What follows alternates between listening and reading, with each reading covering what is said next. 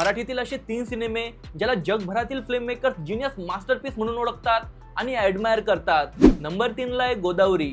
हा डिप्रेशन ते पीस पर्यंतची जर्नी डिफाईन करणारा सिनेमा आहे। घर, संसार, आजार आणि गोदावरी याला वैतागलेल्या माणसाची कथा खूप सुंदररित्या दाखवली गेली आहे। त्यामध्ये डायरेक्शन मधली इंटेन्सिटी, मोहून टाकणारे दृश्य आणि एव्ही प्रफुल्लचंद्र यांचं संगीत अशा काही रित्या ब्लेंड केलंय की आपण पूर्णतः त्याच्या आहारी चाललं जातो। नंबर 2 ला आहे द डिसायपल।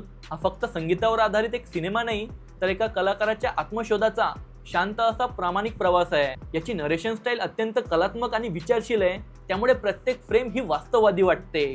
आणि नंबर 1 ला एक कोर्ट। हा फक्त एक सिनेमा नाही तर आपल्या स्वतःमध्येच एक फिल्म मेकिंग इन्स्टिट्यूट आहे, कारण एक वास्तववादी सिनेमा नेमका कसा असायला हवा याची हा ॲक्च्युअल डेफिनेशन आहे।